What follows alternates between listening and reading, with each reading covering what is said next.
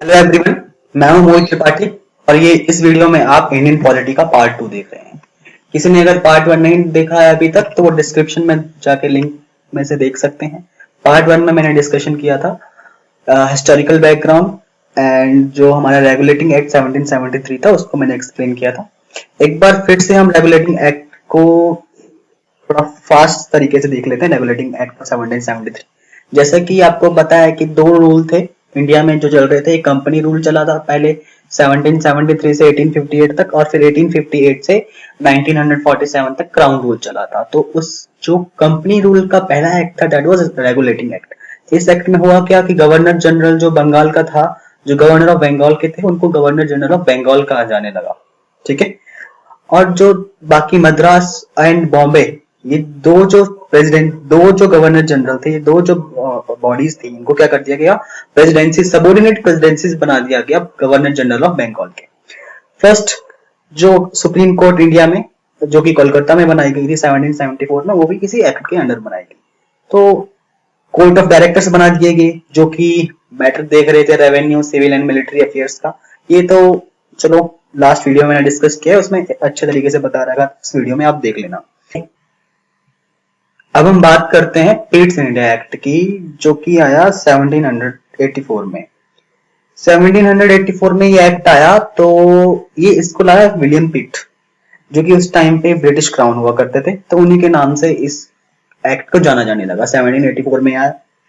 अब ये इसे लाया क्यों गया? जो कि रेगुलेटिंग एक्ट था 1773 का, उसमें कुछ डिफेक्ट्स थे। उन डिफेक्ट्स को दूर करने के लिए 10 साल बाद पता चला कि नहीं, हमें तो कुछ कमियां रह गई है हमारे उस एक्ट में, कुछ शासन सही से नहीं हो रहा है। तो 1784 में पीट्स इंडिया एक्ट को लाया गया। ऑब्वियस सी बात है, इतने लंबे टाइम 1600 से लेके एंड 1773 तक अप्रोक्सीमेटली 175 ईयर्स तक जो भी काम फ्रीली हो रहा है उसको रेगुलेट करना शुरू कर दोगे तो वो होगा कैसे? तो कुछ दिक्कतें आएंगी। दिक्कतें आई भी। दिक्कतें क्या आई कि देखो हुआ क्या था कि गवर्नर जनरल ऑफ बंगाल थे और उनकी 4 मेंबर्स की एक काउंसिल थी। दोनों में बात नहीं बनती थी। जब बात नहीं बनती थी तो गवर्नर जनरल जो थे, क्या चीज, वो अपना काम, अपने जो डिसीजन थे खुद से नहीं ले पाते थे गवर्नर जनरल ऑफ बंगाल। ऐसी और भी बहुत सारी कमियां थी। अब उन्हें दूर किया गया 1784 में। अब देखो इसके फीचर्स देखते हैं पीट्स इंडिया एक्ट के। पहला फीचर तो यह है कि सबसे पहले जो है कि कॉमर्शियल एंड जो पॉलिटिकल फंक्शंस हैं कंपनी के, उनको एक तरीके से डिस्टिंग्विश कर दिया गया, बंटवारा कर दिया गया, बांट दिया गया कि पॉलिटिकल फंक्शन क्या है कंपनी के, कौन सी कंपनी, ईस्ट इंडिया कंपनी, और कॉमर्शियल फंक्शंस क्या है कंपनी के, कौन सी कंपनी, ईस्ट इंडिया कंपनी। ठीक है, ओके। अब देखो कोर्ट ऑफ डायरेक्टर्स की बात की थी रेगुलेटिंग एक्ट में, रेगुलेटिंग एक्ट 1773 में कोर्ट ऑफ डायरेक्टर्स की बात की गई थी। अब इस एक्ट, पीट्स इंडिया एक्ट ने क्या किया कि जो कोर्ट ऑफ डायरेक्टर्स थे उनको तो अलाउ कर दिया क्या कि आप मैनेज करोगे सभी कॉमर्शियल अफेयर्स। मींस जो ट्रेड होगा या जितने भी फाइनेंस से रिलेटेड काम है वो कौन करेगा? Court of directors. मींस एक तरीके से ये फाइनेंस मिनिस्ट्री बन के रह गई कोर्ट ऑफ डायरेक्टर्स। कौन? कोर्ट ऑफ डायरेक्टर्स क्या बन के रह गई? Finance ministry. ठीक है। और साथ में ही जो पॉलिटिकल अफेयर्स को इन्होंने डिस्टिंग्विश कर दिया, उनको मैनेज करने के लिए एक बॉडी बना दी गई, बोर्ड ऑफ कंट्रोल की, जिसके मेंबर 6 मेंबर्स थे उस टाइम पे। तो अब देखो क्या हो गया कि दो चीजें हो गई, court of directors and board of control. Commercial activity को कौन मैनेज कर रहा है? Court of directors.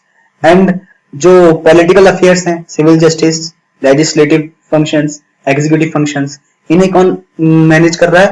Board of control. कौन? Board of control. अब देखो एक तरीके से ये क्या आ गया, डबल गवर्नमेंट, ड्यूअल गवर्नमेंट का सिस्टम उस समय शुरू हो गया। क्यों? एक तो बोर्ड ऑफ कंट्रोल जो अपना पॉलिटिकल काम कर रहा है, देन कोर्ट ऑफ डायरेक्टर्स जो क्या मैनेज कर रहे हैं? Commercial affairs.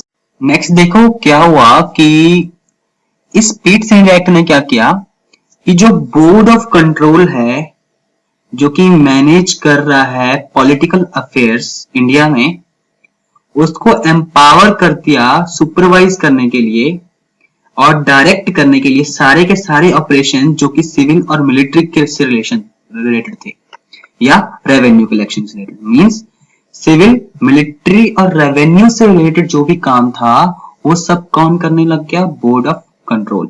Board of control, ठीक है। उसके बाद क्या हुआ कि इसके कारण जो डायरेक्ट रूल था वो ब्रिटिश क्राउन का यहाँ पे और ही मजबूत होता गया, क्योंकि अब जो एडमिनिस्ट्रेशन का काम है वो ईस्ट इंडिया कंपनी नहीं देख रही है। ईस्ट इंडिया कंपनी के साथ में जो बोर्ड ऑफ कंट्रोल बनाया गया है वो देख रही है एडमिनिस्ट्रेशन का काम। अब इस एक्ट में कुछ चीजें पहली बार हुई। पहली चीज ये हुई कि पहली बार लीगलाइज कर दिया गया ये शब्द ब्रिटिश पोजेशन इन इंडिया। इससे पहले ये वर्ड कहीं भी यूज नहीं किया गया कि ब्रिटिश पोजेशन, की ब्रिटिश का पोजेशन है इंडिया में। तो फर्स्ट थिंग तो ये हुआ कि ईस्ट इंडिया कंपनी की जितनी भी टेरिटरीज थी उनको ये मान लिया गया कि इंडिया में वो ब्रिटिश का पोजेशन है, ठीक। सेकंड क्या हुआ कि British government was given the supreme control over company's affair। देखो, अब जो कंपनी थी, कंपनी के जो भी काम थे, कंपनी के अफेयर्स जितने भी थे कंपनी के, उस सब के ऊपर जो कंट्रोल हो गया वो हो गया ब्रिटिश गवर्नमेंट का। तो that was east India act, जिसमें कि कॉमर्शियल एंड पॉलिटिकल फंक्शंस को डिवाइड किया गया। फिर दो चीजें बना दी गई, court of directors and board of control. Court of directors जो कि मैनेज कर रहा था कमर्शियल अफेयर्स को, एंड बोर्ड ऑफ कंट्रोल जो कि मैनेज कर रहा था पॉलिटिकल अफेयर्स को। बोर्ड ऑफ कंट्रोल को एम्पावर और कर दिया गया कि सुपरवाइज और डायरेक्ट करता रहे सभी के सभी ऑपरेशन जो कि सिविल एंड मिलिट्री गवर्नमेंट से रिलेटेड थे। फर्स्ट टाइम इसमें ब्रिटिश पोजेशन का भी यूज किया गया। अब नेक्स्ट हमारे पास है एक्ट ऑफ 1786। अब यहाँ पे एंट्री होती है लॉर्ड कॉर्नवालिस की। आपको पता होगा कि जो बंगाल के गवर्नर हैं उन्हें गवर्नर जनरल ऑफ बंगाल कहा जाने लगा था। Means he was supremacy that time, क्योंकि उसी के अंडर जो दो प्रेसिडेंसी थी मद्रास एंड बॉम्बे की, वो बंगाल के अंडर आ रही थी। उनको रिपोर्ट उन्हीं को करना था, गवर्नर जनरल ऑफ बंगाल को।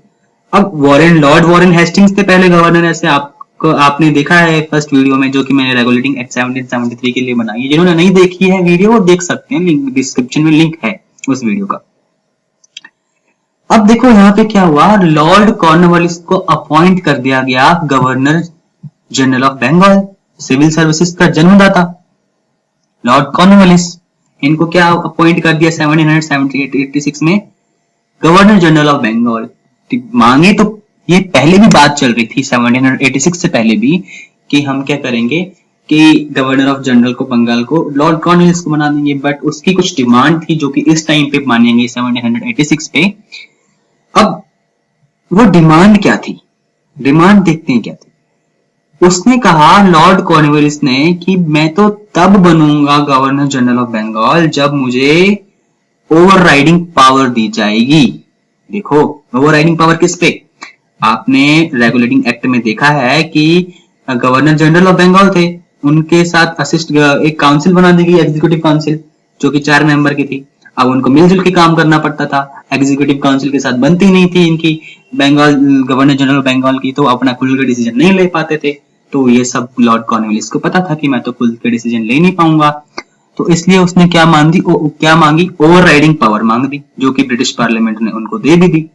He should be given power to override the decision of his council in special cases। कि कुछ जो स्पेशल केस हैं, डिस्क्रिमिनेटरी केसेस अगर कोई होंगे तो उसमें वो क्या करेगा कि डिसीजन को ओवरराइड कर देगा, कि एग्जीक्यूटिव काउंसिल ने जो डिसीजन लिया होगा उसको बदल सकता है, उसमें चेंजेस कर सकता है, उसमें अमेंडमेंट कर सकता है। ये सब पावर किसके पास आ गई, लॉर्ड कॉर्नवालिस के पास आ गई। एक तरीके का सुप्रीमेसी आ गई लॉर्ड कॉर्नवालिस की यहाँ पे।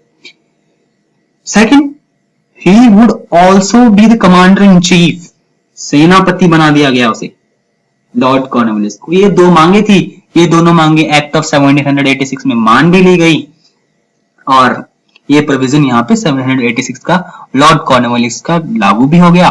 793 तक लॉर्ड कॉर्नवालिस रहे भी गवर्नर जनरल ऑफ बंगाल। अब पॉइंट हमने जो डिस्कस किए इसमें, हमने रेगुलेटिंग एक्ट को का रिवीजन किया, पीट्स इंडिया एक्ट को देखा और लॉर्ड कॉर्नवालिस को इंडिया की लॉर्ड कॉर्नवालिस की इंडिया में एंट्री जो कि एक्ट ऑफ 1786 से हुई वो भी हमने देखी। तो आप लोगों को वीडियो आई होप सबको समझ में आया, सबने बहुत अच्छे से सुना भी। लाइक कीजिए, शेयर कीजिए, जो कि मस्ट है, करना ही करना है। और मेन चीज क्या है कि सब्सक्राइब कीजिए चैनल को, ताकि चैनल की ग्रोथ ना रुके, चैनल बढ़ता ही जाए, मुझे भी मोटिवेशन मिले कि न्यू वीडियोस में डालूं। ठीक है, नए टॉपिक्स पे किसी को वीडियो देखनी है तो कमेंट सेक्शन में बता सकता है, जो टॉपिक्स उनको चाहिए। सब्सक्राइब कीजिए चैनल को, ग्रोथ बढ़ाइए। ठीक है, okay, thank you so much.